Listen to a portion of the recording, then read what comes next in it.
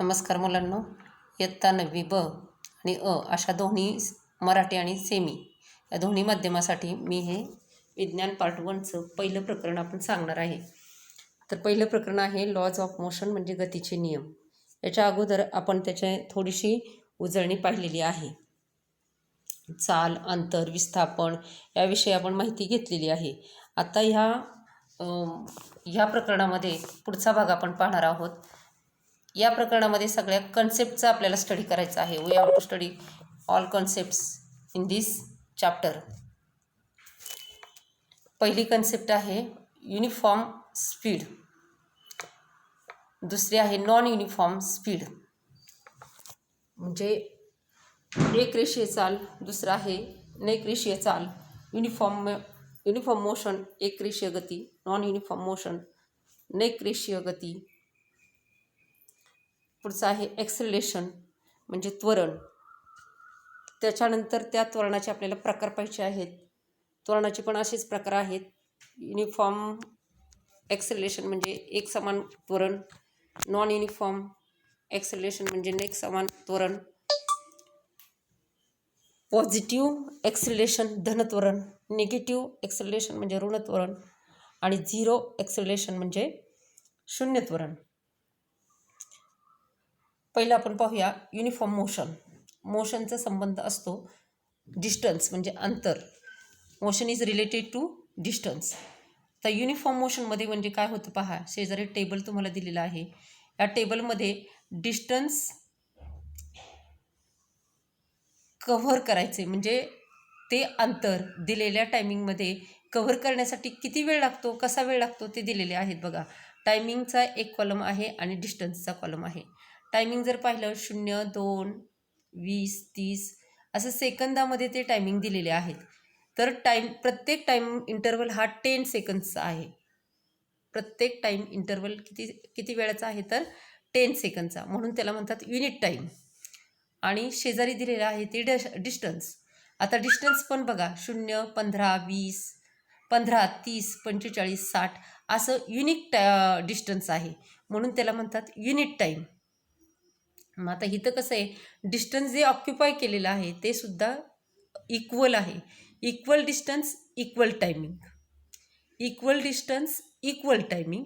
म्हणून अशी जी मोशन असते त्या बॉडीला तिला म्हणतात युनिफॉर्म मोशन म्हणजे एक समान गती. डेफिनेशन कशी होईल पहा. The equal distance covers in equal time intervals, it is called uniform motion. Any body covers the equal distance in equal timing is called uniform motion. Very simple आहे. तर आता एक्झाम्पल आपण बघूया. द मोशन ऑफ ट्रेन, जी रेल्वेची गती असते ती कशी असते, एकसारखी गती असते, म्हणून ती युनिफॉर्म मोशनमध्ये येते. त्याच्यानंतर revolution of earth around the sun म्हणजे जी पृथ्वीची गती आहे, सूर्याभोवतीची फिरणं आहे, ते सुद्धा कशी आहे, एक समान गती आहे. असे उदाहरणं आहेत एक समान गतीचे म्हणजे uniform motion in equal time covers equal distance. पुढचं आहे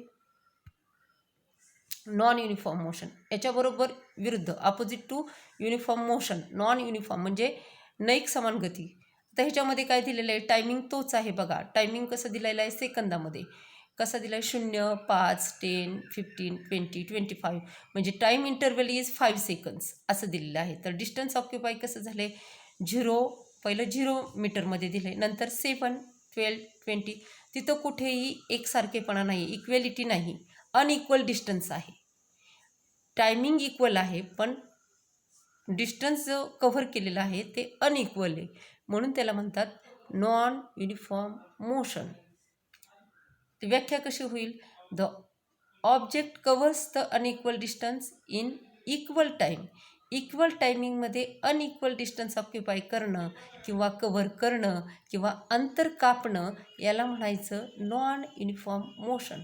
आता for example riding bicycle on rough road म्हणजे जेव्हा कच्चा रस्ता असतो किंवा खडकाळ रोड असतो तेव्हा जी सायकल आपण चालवतो ती काही एकसारखी एक समान गतीने आपल्याला चालवता येत नाही. किंवा motion of bus in crowded area, जेव्हा ट्रॅफिक असतं तेव्हा ट्रॅफिकमध्ये जी बसची गती असते ती सुद्धा कशी आहे, नॉन युनिफॉर्म मोशन आहे, म्हणजे न समान गती आहे असं आपण त्याला म्हणतो. त्याचा एक समान गतीचा आपण युनिफॉर्म मोशनचा एक ग्राफ दाखवलेला आहे पहा.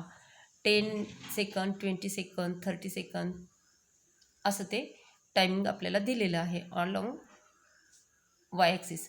आणि एक्स ॲक्सिसवर टायमिंग दिलेलं आहे, वाय ॲक्सिसवर आपल्याला डिस्टन्स दिलेलं आहे. तिथं आपल्याला स्केल लिहावं लागतंच. स्केल दिलेलं आहे बघा ॲट राईट साईडला कॉर्नरमध्ये. तर एक्स ॲक्सिसवर काय आहे टायमिंग इन सेकंड्स आणि वाय ॲक्सिसवर आहे डिस्टन्स इन मीटर्स. आता हे जे आहे इक्वल डिस्टन्स इक्वल टाईम असल्यामुळं ही जी लाईन आलेली आहे, आलेख आलेला आहे, ग्राफ आलेला आहे, ती आलेला आहे स्ट्रेट लाईन. पण ही जर अनयुनिफॉर्म नॉन युनिफॉर्मबद्दल जर आपण काढला असता हा ग्राफ, तर तो कसा आला असता, स्ट्रेट लाईन आला नसता. पुढचं आपण घेणार आहे, पुढची टर्म आहे किंवा पुढची कन्सेप्ट आहे uniform and non uniform speed. स्पीडसुद्धा डिस्टन्सशीच रिलेटेड आहे. एक लक्षात घ्या, मोशन आणि स्पीड ह्या दोन्ही गोष्टी डिस्टन्सशी रिलेटेड आहेत, कारण आपल्याला पुढं वेगळ्या गोष्टी पाहिजे आहेत. आता इथं टायमिंग दिलेलं आहे बघा 5, 5:30, 6, 6:30 असं 30 आवर्सचं तिथं त्यांनी टायमिंग दिलेलं आहे. हा सुद्धा टायमिंग कसा झाला, इक्वल झाला. याला युनिट टाईम असं म्हणतो आपण. प्रत्येक इंटरवल हा 30 मिनिट्सचा आहे किंवा 30 आवर्सचा आहे म्हणून त्याला म्हणायचं, 30 मिनिट्सचा आहे म्हणून त्याला म्हणायचं युनिट टाईम. आता इथं दुसऱ्या कॉलममध्ये बघा डिस्टन्स कवर्ड बाय अमरने डिस्टन्स कवर केलेलं आहे, अकबरने केलेलं आहे आणि अँथोनीने केलेलं आहे. अमर, अकबर, अँथनी. आता तुमच्या लक्षात आलं असेल, अमर, अकबर, अँथनी हे 3 व्यक्तींची नावे दिलेली आहेत. आता अमरने जे डिस्टन्स ऑक्युपाय केले ते कसं केले, पहिल्यांदा सगळ्यांचं 0 असणार आहे, म्हणजे ते कसे असणार आहे, स्टेबल, स्थिर असणार आहेत. त्याच्यामुळं सगळ्यांचं डिस्टन्स कवर्ड किती आहे, 0 मीटर. मग काय झालं, 20, 40, 60, 80, 100, 120, म्हणजे हे कसं झालं, इक्वल डिस्टन्स त्यांनी कव्हर केलेलं आहे अमरने. आता अकबरच्या बाबतीत काय झालं आहे पहा, 0, 18, 36, नंतर 42, 70 असं कमी जास्त इथं झालेलं आहे. म्हणजे डिस्टन्स कव्हर केलं आहे ते इक्वल केलं आहे का, तर नाही केलेलं. इथं सेम डिस्टन्स कव्हर केलेलं नाही, इथं अनइक्वल म्हणजे असमान डिस्टन्स त्याने ऑक्युपाय केलं आहे, अंतर कापलं आहे. आता अँथनीने पहा कसं केलं आहे, 0, 14, 28, 42, म्हणजे हे जर तुम्ही पाहिलं 0, 14, 28, 42 हा टेबल आहे 14चा. त्याच्यामुळं हे सुद्धा इक्वल डिस्टन्स अँथनीने ऑक्युपाय केलेलं आहे, कव्हर्ड केलेलं आहे. ह्या टेबलवरून तुम्ही काय निरीक्षण करताल, तर तुम्हाला असं सांगता आलं पाहिजे की अमर आणि अँथनी हे इक्वल डिस्टन्स कव्हर केलेलं आहे इन इक्वल टायमिंगमध्ये. पण अकबरने मात्र इक्वल टायमिंगमध्ये अनइक्वल डिस्टन्स कव्हर केलेलं आहे.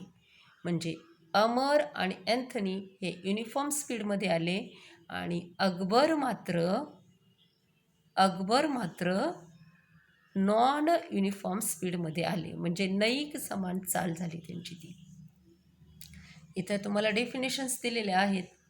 And object covers equal distance in equal time intervals is called uniform speed.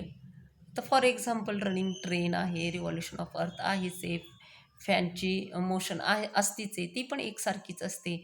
In equal time covers equal distance. आता इथं त्यानं दिलेलं आहे बघा, while Amar covers unequal distance in Akbar covers in unequal distance in equal timing, so it is the non uniform speed. Example दिलेलं आहे बघा पुढचं. नेक्स्ट आपण पाहणार आहोत नंतरची जी कन्सेप्ट आहे ती आहे ॲक्सिलरेशन. ॲक्सिलरेशन म्हणजे काय, तर आता आपण ह्या ठिकाणी अकबरचं जे आपण पाहिलं ते अकबरची काय होत होती, गती कमी जास्त होत होती. मग ही कमी जास्त ज्यावेळेस डिफरंट वेलॉसिटी असते, डिफरंट मोशन असते, डिफरंट वेलॉसिटी असते, वेगळा असतो, तेव्हा मात्र त्या ठिकाणी त्वरण निर्माण होतं. There creates the acceleration. म्हणजे ॲक्सिलरेशन ही कन्सेप्ट व्हेलॉसिटीशी रिलेटेड आहे. स्पीड, मोशन, डिस्टन्सशी रिलेटेड आहे. आपण पुढचं पाहतोय ॲक्सिलरेशन. ॲक्सिलरेशन ही स्पीड हे व्हेलॉसिटीशी रिलेटेड टर्म आहे. आणि तिथं डेफिनेशन आहे पहा, the rate of change of velocity is called acceleration. फार सोपी व्याख्या आहे. वेग परिवर्तनाचा दर किंवा वेगातील बदलाला त्वरण म्हणतात. इतकी सोपी व्याख्या आहे. वेगातील बदलाला त्वरण असे म्हणतात. मग acceleration is equal to change in velocity. Acceleration equal to change in velocity to the time. Change in velocity, आता चेंज झाली म्हणजे काय झालं, तिथे 2 पॉईंट्स आले, initial point and final point. Initial velocity and final velocity. आणि मग पुन्हा आपल्याला फॉर्म्युला मिळतो की ॲक्सेलरेशन इज इक्वल टू म्हणजे ए, त्याचा सिम्बॉल आला A, final velocity minus initial velocity upon time. A is the symbol of acceleration, V means final velocity, U means initial velocity and T means time. अशा प्रकारचं ते इथं दाखवलेलं आहे बघा पिक्चरमध्ये. एक प्लॅस्टिक ट्यूब आहे, त्या प्लॅस्टिक ट्यूब अशी ठेवलेली आहे की तिचा बॉटम जो आहे तो जमिनीला टेकलेला आहे आणि ती असं इन्क्लाइंड स्टेपमध्ये ती धरलेली आहे. प्लॅस्टिक ट्यूब चॅनेल आपण म्हणतो त्याला. त्याच्यातून एक बॉल रिलीज केला, एक छोटासा बॉल काय केला, रिलीज केला. तर असं लक्षात येतं की सुरुवातीला त्याची गती एकदम कमी असते, वेग कमी असतो.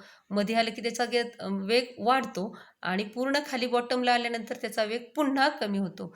म्हणजे जी वेगाची जे बदल आहे, वेलॉसिटी चेंज होते with related to time, it is called the acceleration. हे तर त्वरणचं एक एक्झाम्पल दाखवलेलं आहे.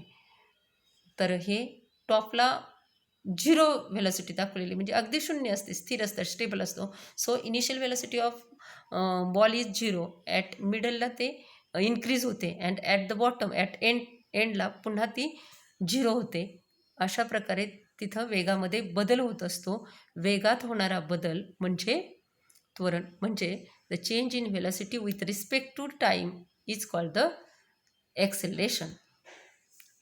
आता इथे पण पुन्हा प्रकार पडलेले आहेत. Uniform acceleration, non uniform acceleration. आता पहिल्यांदा आपण पाहूया युनिफॉर्म ॲक्सेलरेशन. पहिल्या ज्या आपण कन्सेप्ट पाहिल्या, युनिफॉर्म स्पीड, युनिफॉर्म मोशन, तशी uniform acceleration which related to velocity. आता इथं व्हेलॉसिटी रिलेटेड आहे पण विथ रिस्पेक्ट टू टाईम. म्हणजे कशी होईल, डेफिनेशन कशी होते पहा. When there are equal changes in the velocity of the body with respect to time interval is called uniform acceleration. सोपं आहे. Change in velocity with respect to time याला म्हणायचं ॲक्सेलरेशन. बट युनिफॉर्म मीन्स काय, equal changes in the velocity of the body in equal time is called uniform acceleration. Equal change in the velocity of the body in equal time interval is called uniform acceleration. एक समान त्वरण. एकक कालावधीमध्ये वेगात होणारा बदल जर समान असेल तर त्याला म्हणायचं एक समान त्वरण. एक समान त्वरण असे म्हणतात. आता त्याचं एक एक्झाम्पल दिलं आहे. In the absence of air resistance, म्हणजे जेव्हा हवेचा विचार न करता, हवेच्या घर्षणाचा विचार न करता वरून सोडलेली वस्तू, उंचावरून सोडलेली वस्तू ही युनिफॉर्म ॲक्सेलरेशन म्हणजे एक समान त्वरणित गतीत असते, असं ते एक्झाम्पल आहे. दुसरं पुढचं आहे नॉन युनिफॉर्म ॲक्सेलरेशन. आता इथं बरोबर ऑपोजिट टू युनिफॉर्म ॲक्सेलरेशन. इथं काय होईल, when there are unequal changes in the velocity of a body in equal time interval. Time मात्र युनिक असतो आहे, आपण पाहिलेलं आहे. तर इथं unequal changes in velocity, it is called the non uniform acceleration. आता इथं नॉन युनिफॉर्मचं एक्झाम्पल देताना तेच एक्झाम्पल आहे. इथं मात्र काय करायचं आहे, एअरचा म्हणजे हवेच्या घर्षणाचा विचार करायचा आहे. कारण इथं हवेचा ज्यावेळेस वरून वस्तू, उंचावरून वस्तू ज्यावेळेस आपण सोडतो त्यावेळेस हवेच्या घर्षणाचा विचार जर केला तर त्या वस्तूला जमिनीकडे येताना काय होत असते, तिच्या वेगामध्ये बदल होत असतो. इक्वल व्हेलॉसिटी ती ऑक्युपाय करत नाही, म्हणून त्याला म्हणतात non uniform acceleration. Next, positive acceleration, धनत्वरण म्हणतात त्याला.